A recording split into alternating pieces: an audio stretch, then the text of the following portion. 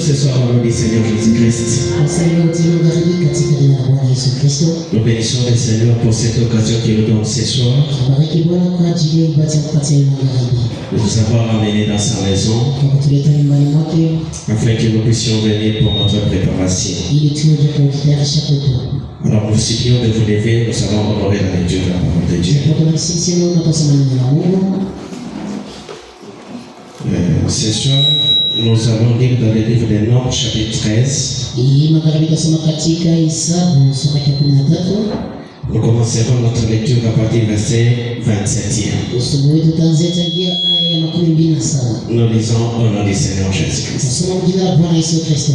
Voici ce qu'ils racontèrent à Moïse. Nous sommes allés dans le pays où tu nous as envoyés. À la vérité, c'est un pays où coule le lait et le miel. Et en voici les fruits. Mais le peuple qui habite ce pays est puissant. Les villes sont fortifiées. Des grandes, très grandes, nous y sommes. Nous y avons vu des enfants d'Anak. Les Amélécites habitent la contrée du Midi. Les Étiens, les Jébusiens, les Amoréens habitent la montagne. Et les Cananéens habitent près de la mer et le long du Jourdain. Caleb fit taire le peuple qui murmurait contre Moïse. Il dit, montons, emparons-nous du pays et nous y serons vainqueurs. Mais les hommes qui étaient allés avec lui lui dirent, nous ne pouvons pas monter contre ce peuple, car il est plus fort que nous. Et ils décrièrent devant les enfants d'Israël les peuples qu'ils avaient, le pays qu'ils avaient exploré. Il dit, le pays que nous avons parcouru pour l'explorer est un pays qui dévore ses habitants. Tout ce que nous y avons vu sont des hommes d'une haute taille. Et nous y avons vu les géants, enfants d'Anak, de la race des géants. Nous y étions à nos yeux et à l'heure comme les sauterelles. Que le Seigneur notre Dieu ajoute ses bénédictions à la lecture de sa parole. Nous allons adresser un mot de prière. Notre Dieu et notre Père, ce soir et cet après-midi, nous te disons encore merci pour cette occasion que tu nous donnes de pouvoir nous réunir autour de ta parole. Ce que nous venons de lire, ce n'est pas une pensée humaine. Ce que nous venons de lire, ce n'est pas un récit tiré d'un revue quelque part ou dans un certain journal. Mais ça, c'est ta propre pensée à toi. C'est ton esprit qui a fait écrire toutes ces choses. Voilà pourquoi ce soir, nous te demandons, Seigneur Jésus, notre Dieu et notre Père, de pouvoir, oh Dieu, te déverser dans ces écritures, de pouvoir nous les expliquer, de pouvoir nous donner les contextes pour cet après-midi. Seigneur, notre Dieu et notre Roi, laisse qu'après que nous ayons parlé ici, à nos retours sur le chemin, que nous puissions nous dire comme ces disciples qui étaient une fois sur le chemin, disons, nos cœurs ne brûlaient-ils pas au-dedans de nous lorsque nous parlions et lorsque nous expliquions les Écritures. Prends maintenant le contrôle de tout, dirige tout à partir de cet instant. Seigneur, nous nous soumettons à toi, au nom du Seigneur Jésus-Christ, notre Sauveur et notre Roi. Amen. Que le Seigneur vous bénisse encore. Je crois que lorsque nous avons pris ces Écritures, nous avons pensé à parler sur un petit quelque chose qui va en conformité avec les plats sur la table. Si vous avez compris bien cette lecture ou si vous aviez déjà une fois lu cette écriture, c'est tout au long du voyage des enfants d'Israël. Ils sont déjà ici à Kadesh Barnea. Le prophète Moïse est encore vivant. Josué est encore un simple monsieur au milieu du peuple. Son ami Caleb, il est aussi son associé, son compagnon. Et tous les peuples arrivent à ces lieux-là. Lorsqu'ils se retrouvent là-bas, Moïse envoie maintenant des espions pour aller espionner les pays de la promesse. Il leur dit, allez-y, explorez les pays. Faites tout ce que vous pouvez faire. Amenez-nous les évidences du pays. Dites-nous exactement comment est le pays. Qui habite ces pays? Prenez toute la géographie du pays. Amenez-nous ça. N'oubliez pas de nous amener des évidences de ces pays dans lesquels vous allez partir.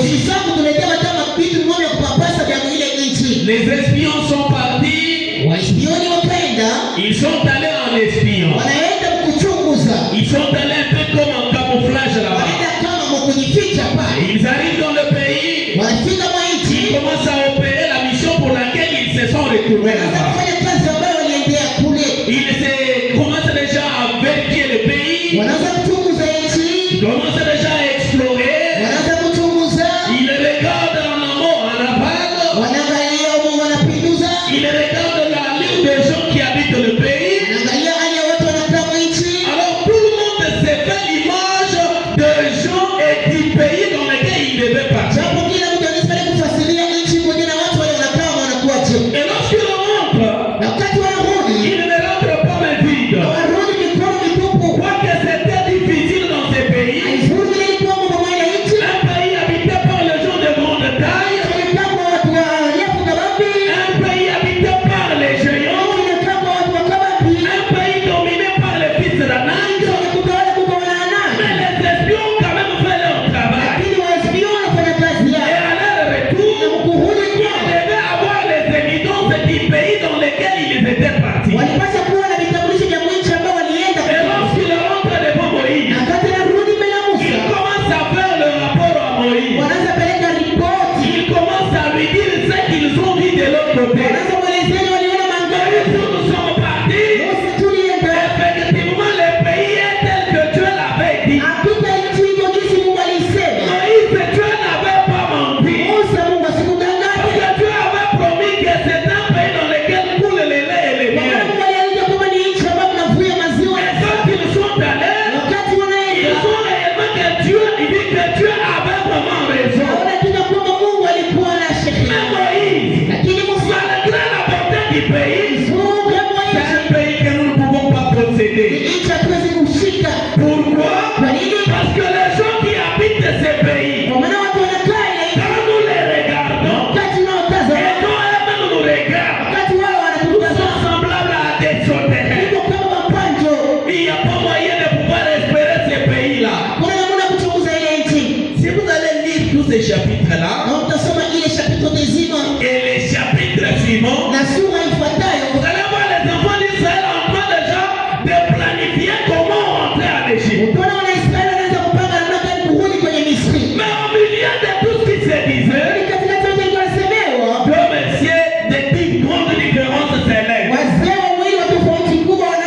Il s'agit de Josué et de Caleb. Le premier c'est Caleb. Il regarde le peuple. Il regarde les 10 espions. Il s'étonne de ce que les espions ont perdu la connaissance de qui est ce Dieu qui les avait envoyés là-bas. Et ce soir, je vais parler de ceci. Le pays est réel. Amen. Le pays, ce n'est pas de l'utopie. Le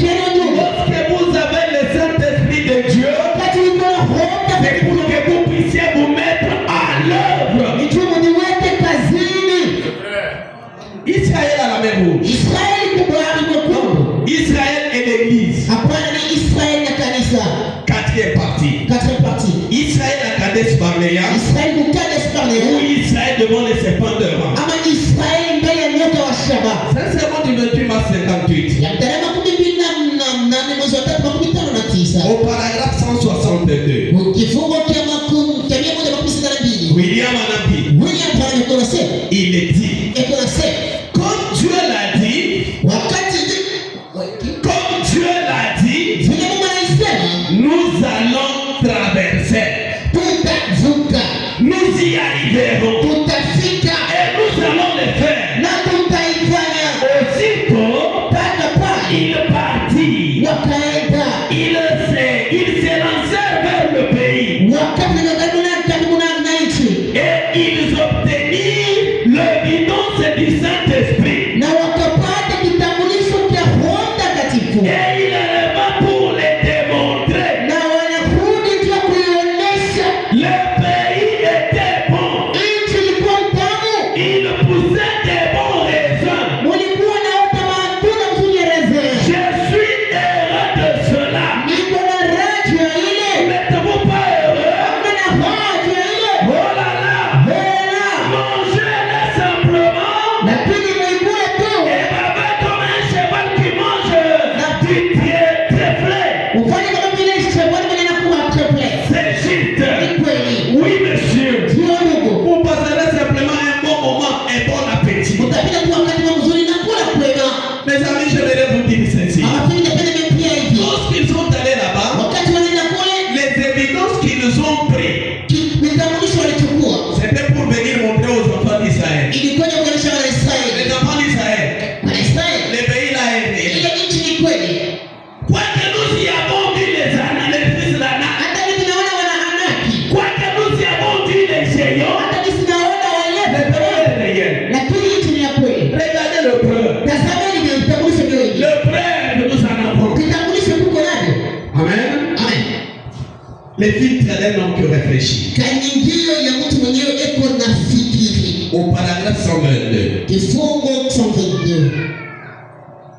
Les évidences pour les enfants d'Israël. Il devra amener les fruits de ces pays-là. Peut-être avec du miel et du lait. Pour prouver que le pays est comme Dieu l'avait dit.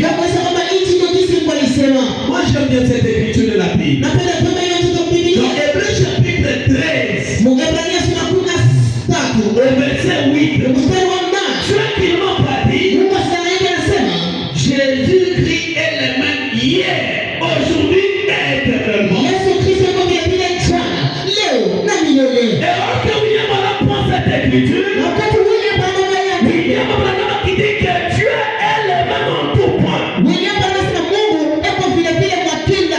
Sauf son corps physique, il n'est pas ici avec nous. Et pour le reste des choses, Dieu est exactement le même.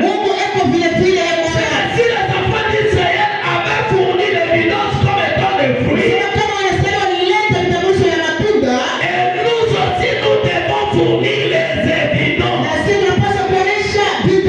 C'est que ton petit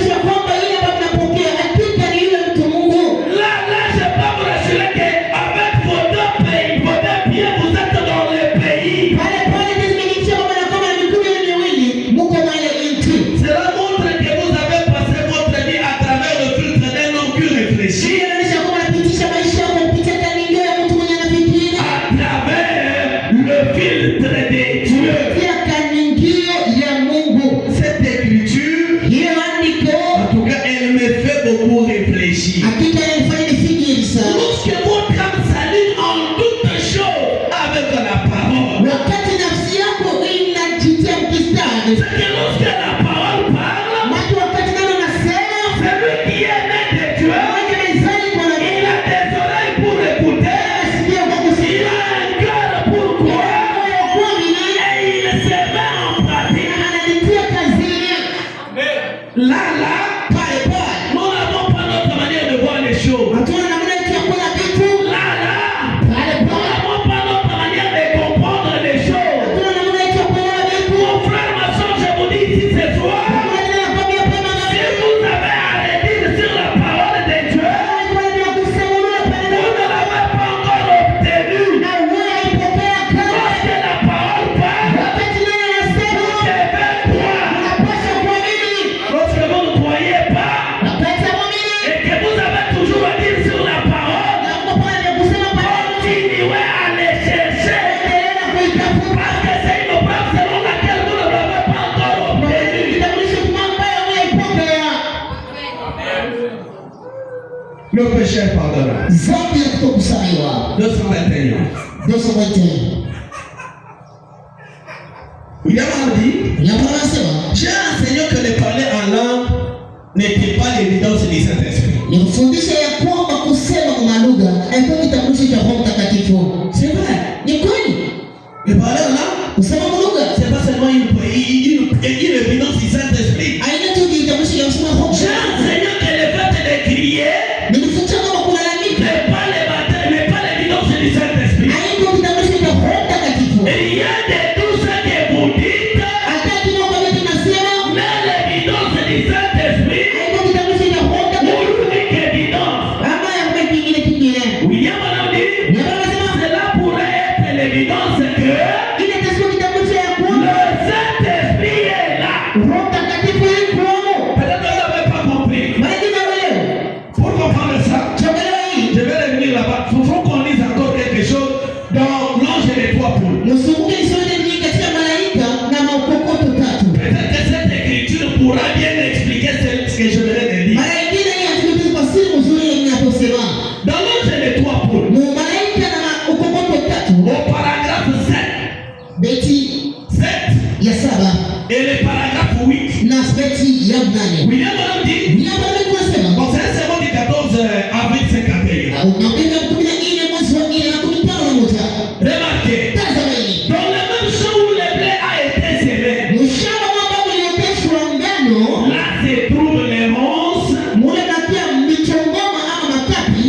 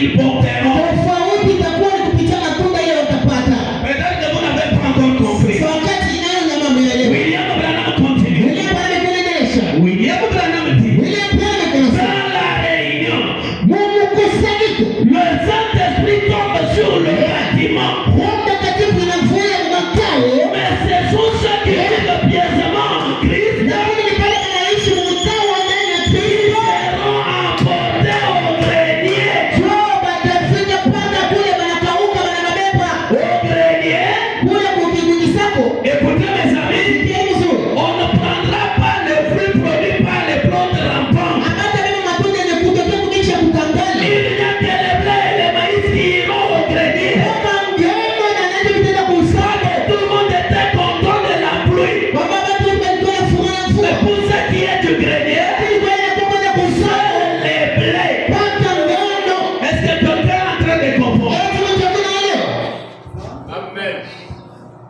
Mais livré, Lakini mchungaji. il ne nous appartient pas de juger, Yo, haina mambo ya kwanza kusababisha. mais elle sera brûlée à la fin. Lakini itamunguzwa kwa mwisho. Voyez-vous ce que je veux dire? Unaona ninavyosema? Ouvrez maintenant les oreilles. Mfungue sasa masikio. Ne jugez donc personne Hapana kusababisha mtu. à partir du fait qu'il crie, Kwa namna ile kuna lalamika. ou plutôt du fait qu'il loue le Seigneur. Au kwa kile kunafanya kumsifu Bwana. Il peut être en train de jubiler avec l'onction d'autrui. Hata hizo wewe unafurahi kujipile na upako wa Il wengine. peut être en train de se contenter du Saint-Esprit d'autrui. Hata hizo unafurahi na Roho Mtakatifu ya wenyewe. Mes amis, j'aimerais vous dire une chose. Rafiki napenda mimi kitu Le kimoja. Saint-Esprit, Roho Mtakatifu c'est une puissance. ni uwezo.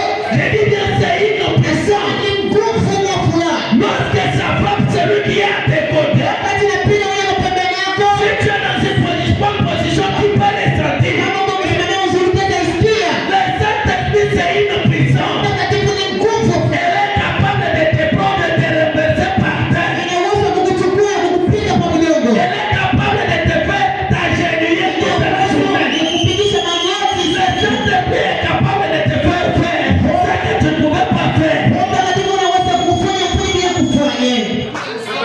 Vous pouvez être là en train de vous contenter de l'onction de quelqu'un d'autre. Unasikia pale unafurahi na upako wa mtu mwingine. En train de vous contenter du saint ou du serment de quelqu'un d'autre. Unafurahi na roho ama na kuchapiwa kwa mtu mwingine.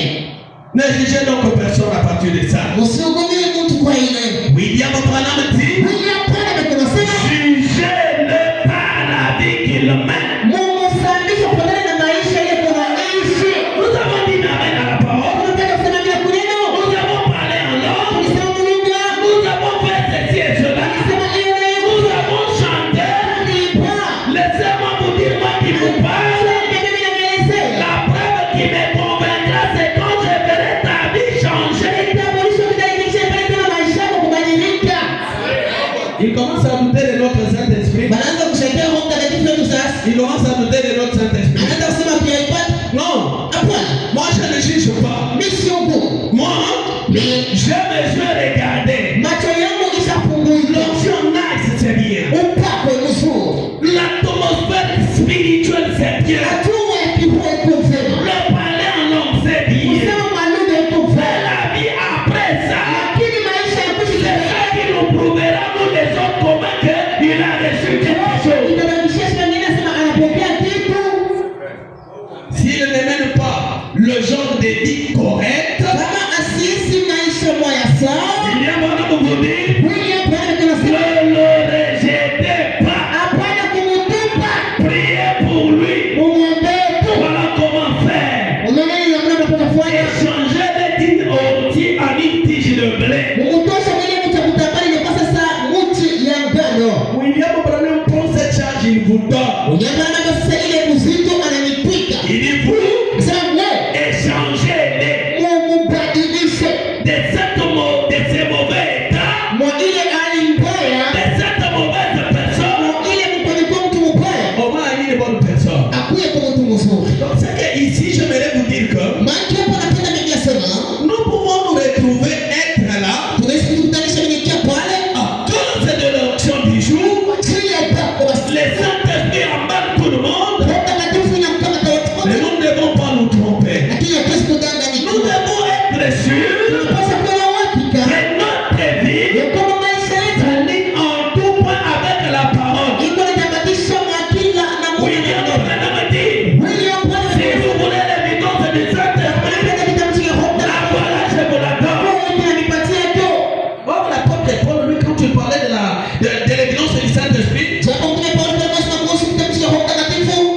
de l'amour. Akasema kuhusu upendo. Oui, c'est vrai. Je kweli? Celui qui aime est de Dieu. Mwenye anapenda ni wa Mungu. Il connaît Dieu. Anamjua Mungu. Et Jésus lui-même avait dit, Na Yesu pekee yake alisema, c'est à ceci qu'on reconnaîtra que vous tous ici vous êtes mes disciples. ni kwa hiyo tu ndio tutatambua kwamba nyinyi wote mko wanafunzi wangu. Quand vous avez de l'amour les uns pour les autres. Wakati mko na upendo wa moja juu ya Maintenant, je vais revenir à cette écriture du péché impardonnable. sasa mimi nakuja kwa hiyo andiko ya dhambi ya kutokusamehewa. Et là, je comprends que Na pale naelewa kwamba lorsque nous allons la lire, personne ne la comprendra. Peut-être personne ne la comprendra bien. wakati tutaisoma mtu ataelewa mara nyingine mzuri. William Branham disait ceci. Jambo la kusema hivi. Le parler en langue, Kusema lugha, dire des choses, kusema vitu, cela pourrait être l'évidence que ile ni kitambulisho ya kwamba le Saint-Esprit est là. Roho Mtakatifu yuko hapo. Le fait de chanter pourrait être l'évidence que le Saint-Esprit est là. Ile kwenda kutaishi kwa ya kwamba Roho Mtakatifu yuko hapo. Le fait de parler Ile kusema pourrait être l'évidence que le Saint-Esprit est là. itazi kwa sema Roho Mtakatifu yuko hapo. N'importe de quel signe pourrait l'être. Aizuru alama yote kwa vitambulisho. Mais toutefois, Lakini kila cela mara est faillible. ile ni ya kushindwa. Il n'y a qu'une personne qui puisse attester que le Saint-Esprit est là. Mungu kama mtu ataweza kuhakikisha kwamba Roho Qui Mtakatifu est cette personne? yule mtu ni nani? C'est Dieu lui-même. Anasema ni Mungu pekee Il yake. est le juge. Yeye ndio maamuzi. Amen. Yeah. William Branham dit, Jambo la masio. je crois que c'est dans votre bien livre de l'Évangile. Na ni katika maisha yenu iko inafuatana na neno. Il dit, Anasema, vous pouvez me poser une question. tazama swali. William Branham, William Branham. qui est sauvé? Nani mwenye anaokolewa? Je vous dirais, Taambia est-ce vous? eti wewe Je ne sais pas. sijui. Mais qui est celui qui connaît qui est sauvé? Lakini nani mwenye anajua wewe mwenye anaokolewa nani? Dieu seul connaît qui est sauvé. Mungu pekee yake anajua mwenye anaokolewa.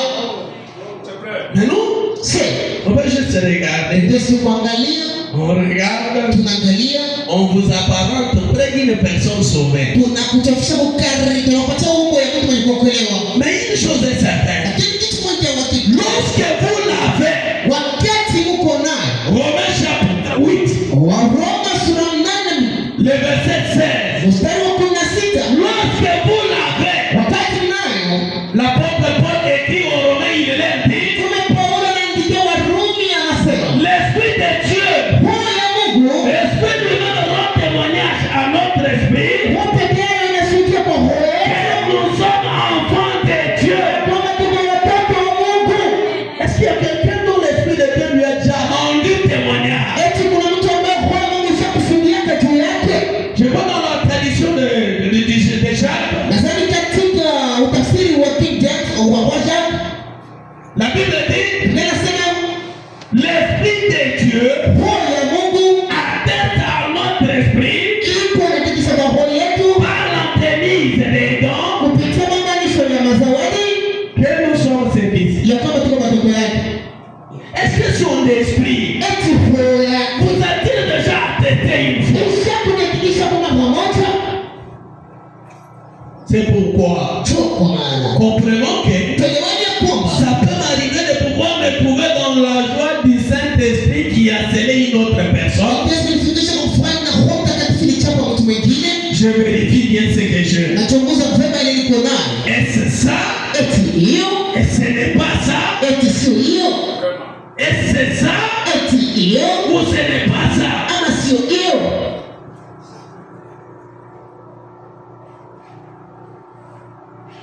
William Branham dit ceci. William Branham yuko anasema hivi.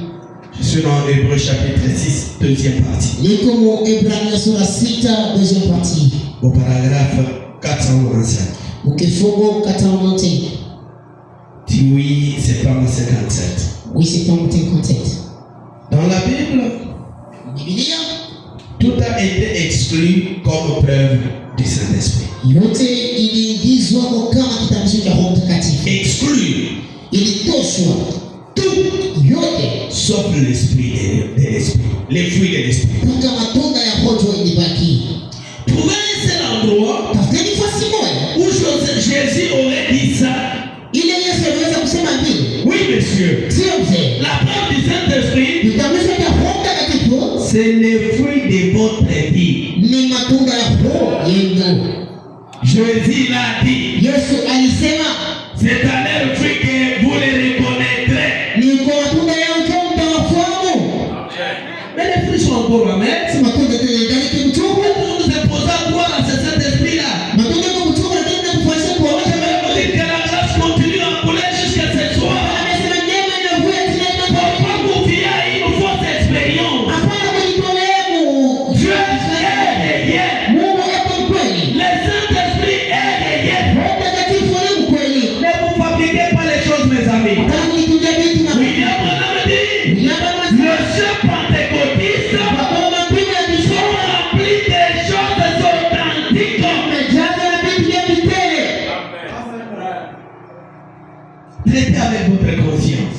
Mutumike mbele na sahihi yenu. Si vous trouvez qu'en tout cas, c'est une fausse expérience, Sasa unakuta sema hakika ni onjo ya pombo. ce n'est pas encore tard. Saa ya pita. Ce n'est pas encore tard. Haya kwa nyuma. Lorsque les pasteurs nous enseignaient ici, Wakati pastor alikuwa akifundisha huku, il nous a parlé que pour nous les gens des nations, alisema ndio si watu wa mataifa nous avons la possibilité de recevoir le Saint-Esprit sans passer par l'imposition. tunaweza kupokea Roho Mtakatifu bila kupita kutiliwa kwa mikono. C'est vrai. Ni kweli? Nous avons beaucoup de témoignages. Tuko na mashuhuda mengi. William Branham nous donne beaucoup de témoignages. Leo kuna mashuhuda mengi. Aujourd'hui, dans ces messages, Leo kwa hiyo ujumbe nous avons tellement de témoignages que les gens ont reçu le Saint-Esprit sans passer par l'imposition de tulikuwa main. na mashuhuda kama watu walipata Roho Mtakatifu bila kupita kutiliwa. Qui ont fait une expérience réelle et authentique. Walifanya onjo ya kweli na ya tele. Lorsque les fruits sont encore amers, Wakati matunda ingali kibuchungu, non, c'est pas ça. hapana aina ile. Ce n'est pas ça. Haiko ile.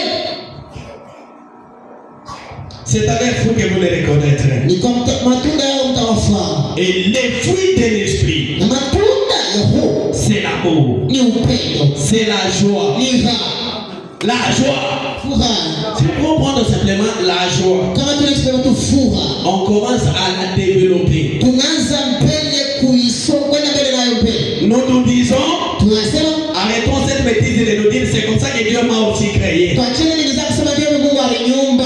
Hapana. Dieu en vous créant, Mungu kukumba il voulait que tu puisses être heureux, alipenda kuwa wa furaha, que tu puisses être joyeux. kuwa mwenye raha.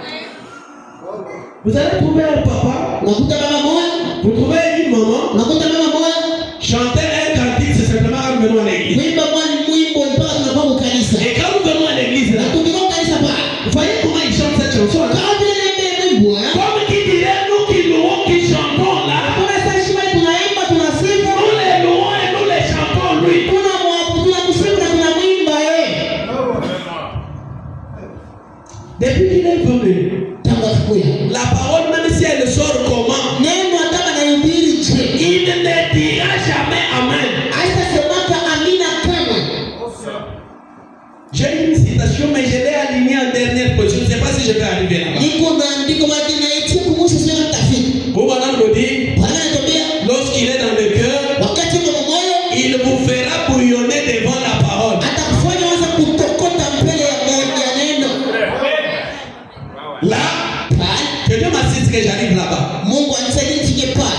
Maintenant, pour que tu puisses prendre ton charisme là, Tu bebe ile serio ya les charismes, on dirait un monsieur député qui est en train de recevoir les éloges quelque part. Arrêtons ça. Mungu nasa urame depite unapokelea majivuno mabeta kuvuna pasi fulani. Acha Dieu, notre Père, Mungu baba yetu il traite bien avec les individus bizarres. eko nafanya kazi na watu wa ovyo. Les gens qui, devant lui, ils n'ont pas de valeur. Watu wale kwa mbele yake hawana na pei vile vile Jona. Ça va lorsque David parle au Seigneur. Unajua katika hoja zile na Bwana. David était un psalmiste. Daudi alikuwa mfanya mazaburi na mwimbaji. Il chantait beaucoup. Sema alikuwa mwimbaji zaidi. Et il offrait des prières dans ses psaumes. Alikuwa anafanya masala nyimbo zake. Et la plupart des psaumes, Dieu exauçait cela. Na nyimbo za nini Mungu alikuwa anaitikia. Et il s'était retrouvé que Chukutanisha il kwa. avait perdu la chose qui lui donnait la joie. Kuonyesha kitu kilikuwa anampatia furaha. Et il n'est pas resté calme. Na asibakie kimya. David a fait une pleure, un deuil. Daudi anafanya kilio. Il a pleuré. Analia.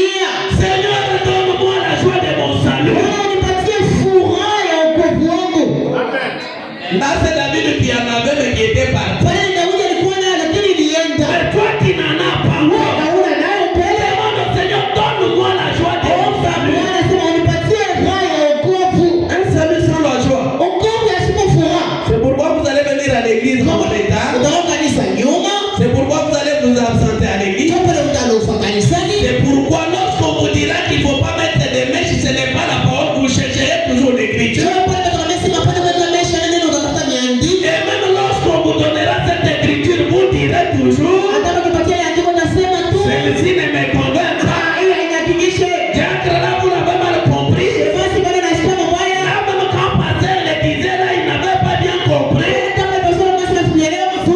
vous aurez les yeux tournés toujours vers ailleurs. La joie de notre salut, c'est les fruits de l'esprit. Les fruits de l'esprit. C'est quoi?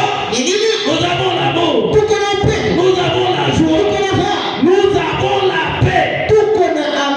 Elle se cherche. Vous savez pourquoi obtenir la paix? Il se peut que vous puissiez même perdre vos privilèges au nom de la paix.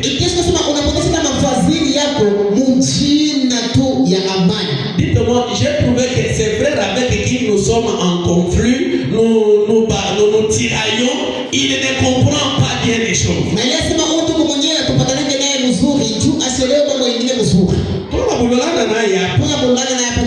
Pourquoi? Il ne comprend pas bien. Mais cette affaire qui nous crée des troubles là-bas, si moi, au nom de la paix, je décide de la laisser, qu'est-ce que je vais perdre? Amen. Qu'est-ce que je vais perdre? William Branham dit, Jésus s'est sacrifié pour nous et nous devons nous sacrifier aussi pour les autres. Moi je dis que c'est mon assiette. Lui elle dit que c'est son assiette. Mais au nom de la paix, vous ne pouvez pas laisser cette assiette.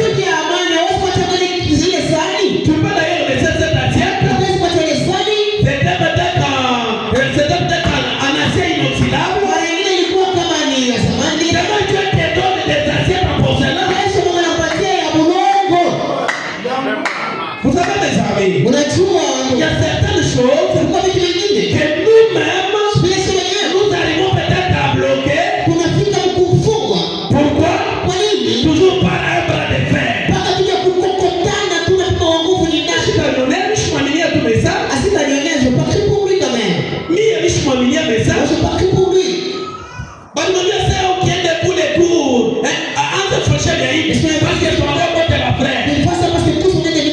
Vous êtes un agneau.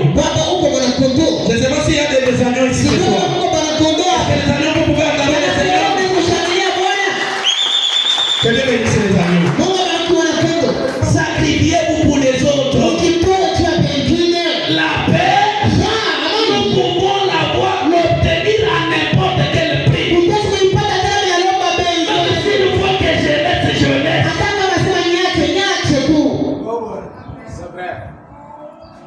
Les fruits de l'esprit. C'est quoi? La patience. La patience.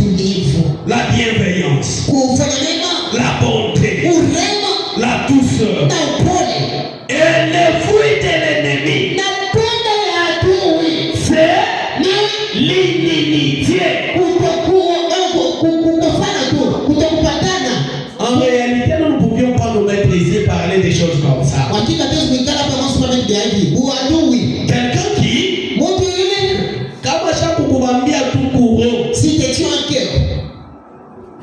pale tunasema paka Mungu yeye washuke kumbingu, ampasule amfungule roho, ndio yeye na yeye kutosha. Là, il dit que Dieu vienne pour qu'il puisse t'enlever de son cœur. Là, il peut le faire.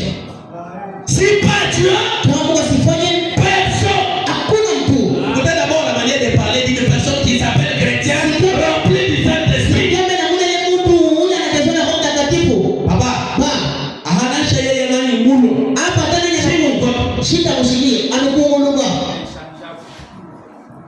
Bon, d'après tout ça, frère, quand nous parlons du Saint-Esprit là, papa, vous savez, les diables est allé loin. J'ai cherché cette situation. traduction je n'ai pas. Natafuta ile andiko sipati. On a même dit ne dites pas que vous l'avez lorsque vous ne l'avez pas. Wanasema hapana kusema unayo wakati hauna nayo. Cette citation existe. Ile andiko iko hapo. Ne dites pas que vous l'avez lorsque vous ne l'avez pas. Hapana kusema uko nayo wakati hapo nayo. Mais le diable, comment est-ce qu'il fait les choses? Shetani anafanya vitu. Il commence à baptiser les gens du Saint-Esprit dans les sommeils. Azabatiza watu wa Roho Mtakatifu hata kushingisha. Mola la tunu mwaba ni mwenito. Quelqu'un qui vous fabrique un son, je dis juste pour te donner une expérience. Mtu anafanya tu ndio mwanzo kufanya tu uonjo fulani. Quelqu'un qui a écouté les expériences ça et là, ça et là. Utasema mtu pale. Et en fin de compte, Na mwisho il se fabrique une expérience. anajitungia watu. Pasteur, écoute ce que je vis. Sitegemea wewe. Je vis ça. Miliona hivi. Mzuri. Bon. Mzuri. Lui, Yeah. il ne peut pas vous dire que vous l'avez pas. Achana unasema uko nayo au una nayo. Bon, vous avez vu ça. Unaona hivi? C'est ça. Si c'est ça que vous avez vu, Kama njia ndio unaona. c'est ça. Ndio hiyo. Il a menti. Analanda. Il a bien menti. Analanda. Même dans son cœur là, Atamu il sait bien que anajua mfano kwa. cette expérience que j'ai dit aux serviteurs de Dieu, c'est une fausse expérience. Mais il oublie que les pasteurs là est avec lui tous les jours. Après lui avoir dit comment vous avez expérimenté. Demain ou après-demain, il tombe dans son bureau. Pasteur, à cause de ce que ton frère ici a fait, Dieu va te le faire. Tu ne vois pas que tu as gâté ton expérience que tu avais amenée.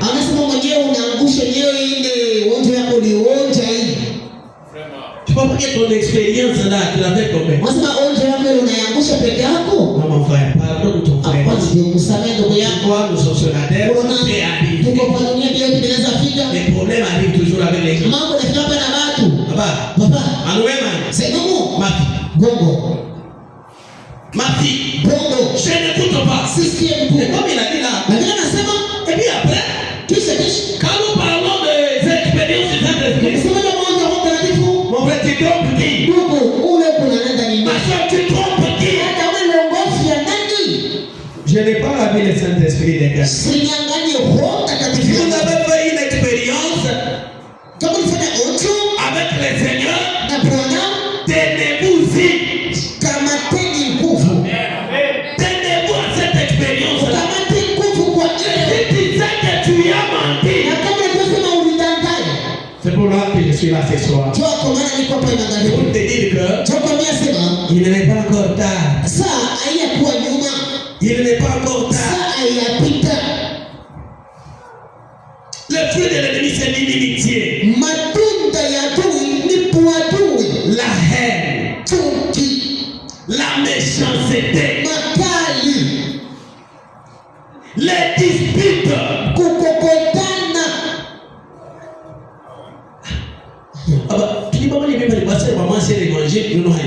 Nous savons très bien que les soldats de l'évangile vous vendez au marché Kaboul. Ma soeur, Ma soeur, nos sœurs à nous, les sœurs de l'évangile, elles vendent là-bas au marché Kaboul. Les autres ne sont pas au bâti. Les autres sont ici à Kaboul. Vous voyez les sœurs de l'ancien évangile? Même là où il n'y a pas un problème. Oh, c'est quoi? Elle est venue se mettre avec vous.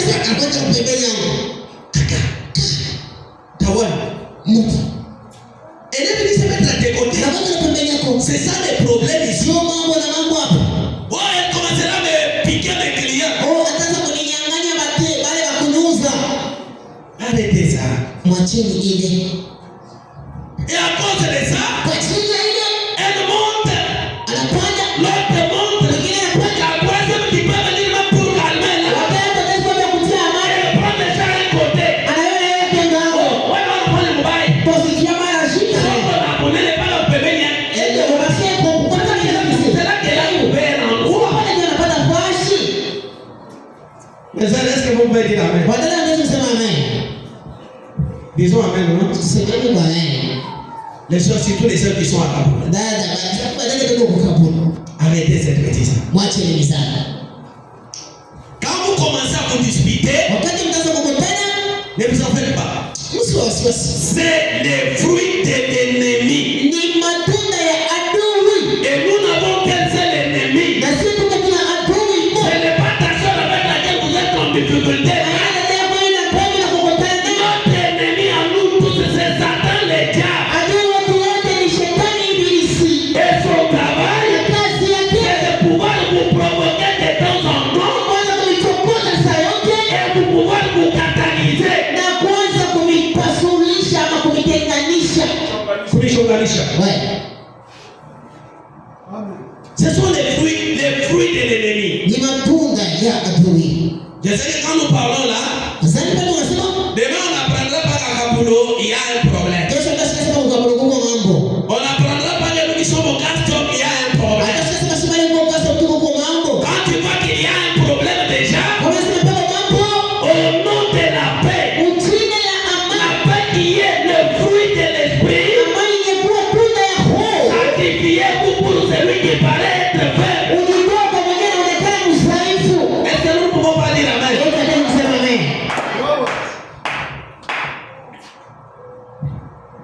Ça, c'est le fruit de l'ennemi. Donc, vous pouvez juger par la manière dont vous-même vous vivez. Vous vous êtes avec Dieu. Le pasteur nous a pris ici un très bon schéma. Mais la manière qu'il parlait, je me disais, mais il parlait au prédicateur. Est-ce que tout le monde comprendra bien ce schéma?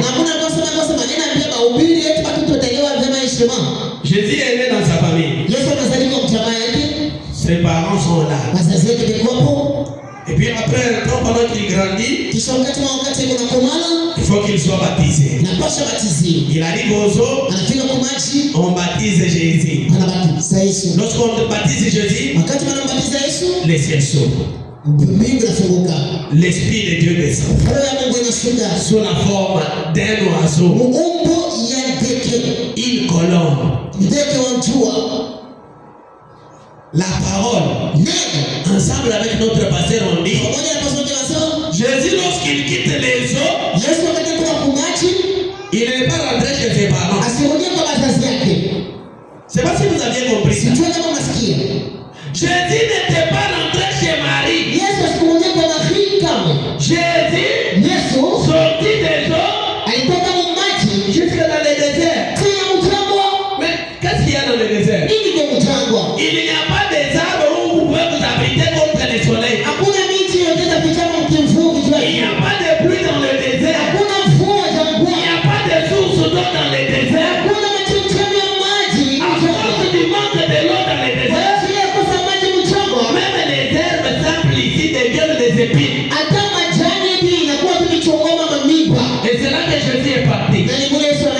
Pour combien de jours? 40 jours et 40 nuits. Vous voyez où est-ce que le Saint-Esprit avait conduit Jésus? Des eaux dans le désert.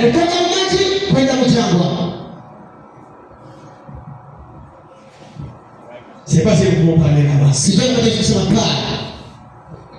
Mes frères et sœurs, l'Esprit de Dieu, lorsqu'il entre dans un homme, ça lui donne du travail. Ça lui met au travail, au service. Amen. Vous voyez les dons qui étaient cachés en vous là. Lorsque l'Esprit de Dieu entre,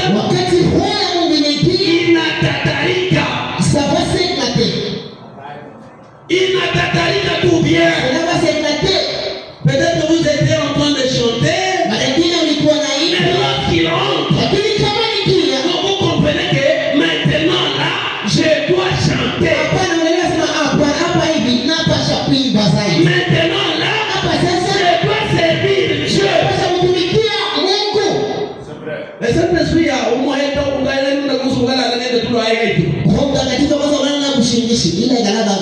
ça n'existe pas. Le Saint-Esprit, lorsque vous l'avez, vous êtes déjà engagé. Tu es déjà engagé.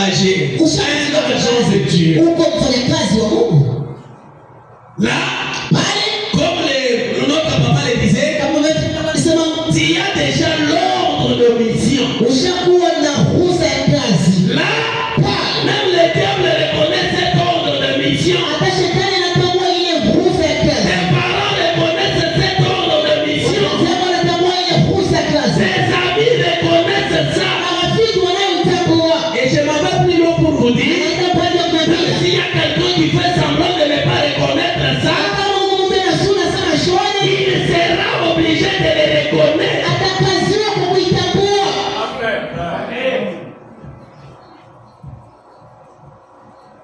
Si votre cœur tout entier est amoureux de Dieu,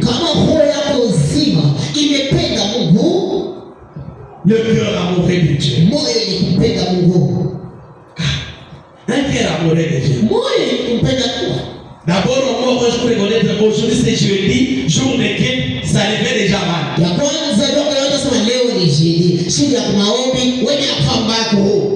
Maintenant, si je ne parle pas, peut-être c'est le problème avec mon mari, peut-être c'est le problème avec mon patron, peut-être c'est le problème avec ma femme, ou peut-être les diacres viendront, ou le pasteur m'appellera.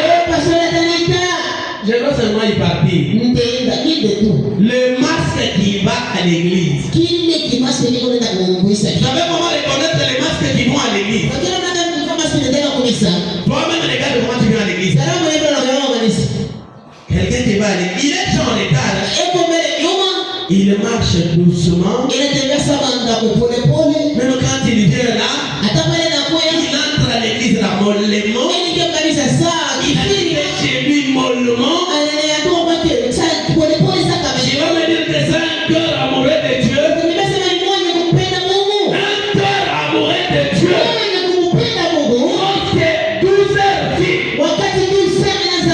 Alors il peut commencer déjà à mettre à côté tout ce qu'il était en train de faire. Là, il se précipite. Amen. Un cœur amoureux de Dieu. Nous avons adoré aujourd'hui dans l'insalubrité notoire. Insalubrité qui ne dit pas des mots. Pourquoi? Les amoureux de Dieu, les amoureuses de Dieu, qui devaient venir servir ces dieux qui les prétendent aimer, ils ont refusé de venir. Et nous pouvons dire que Dieu vous bénisse pour ça, non? Non. Nous devons faire les choses. Que vous l'aimez et que vous êtes doux, et que vous vivez avec lui au quotidien, alors vous savez que vous êtes passé de la mort à la vie. La vie sans Dieu, c'est la mort. Hein? Tu peux être un grand patron, tu peux être un grand monsieur intellectuel, tu peux avoir fait de grandes études, mais sans Dieu, même un ver de terre peut servir que toi. Même une cadavre d'une poule peut être plus importante que toi. La vie sans Dieu, c'est la mort. Quelles que soient toutes les réalisations que vous avez faites, c'est la mort. Si ce n'est pas le cas, et que vous êtes autrement, vous ne faites qu'imiter un chrétien. C'est là les problèmes aujourd'hui. C'est là les problèmes. Les imitateurs. Les imitateurs. Mais ce qui fait mal est que au lieu même d'imiter les bonnes actions, vous pouvez entrer là-bas assis avec une bouteille alcoolisée. J'ai dit alcoolisée. Vous prenez la bouteille, vous regardez le degré de volume de l'alcool. On vous dit 53%. Wanasema 53%. Mais le frère là-bas, Lakini ndio pale il verse dans le verre, anatia mvua. anatuma inaingia. Inakuwa sasa ça dit Anapima ingine, inaingia. ça pour ça passe.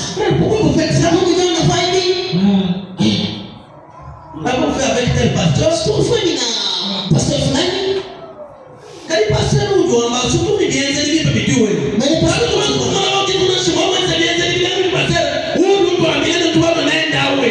il pose quand même des bons actes. Mais pourquoi ne pas imiter ça? Toi?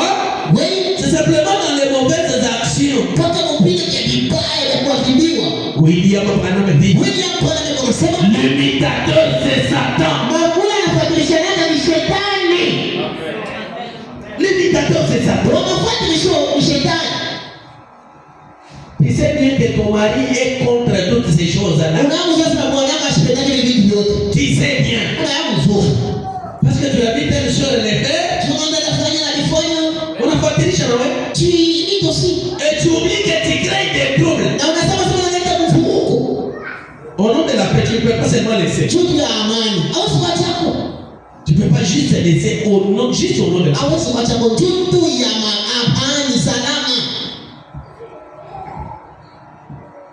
Un jour j'arrive à la maison, je trouve ma petite fille là-bas avec une grosse tête comme ça.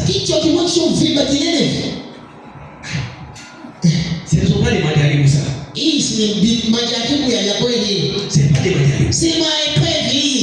majaribu. Je vous dis mes amis, lorsqu'on commence à dresser l'enfant, regarde comment les enfants souffrent. Mais les démons qui ont saisi leur maman,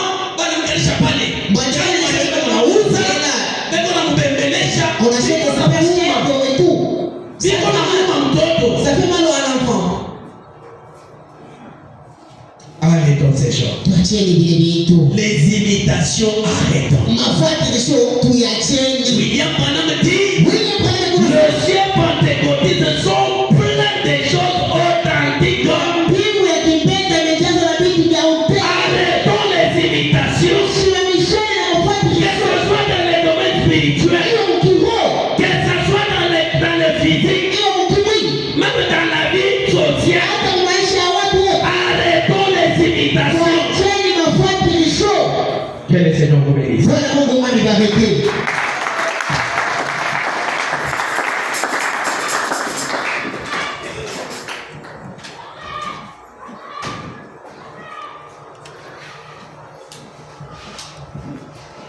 Pendant que nous allons nous tenir debout, on va nous entonner un cantique et tout un chacun pourra s'introduire dans la prière.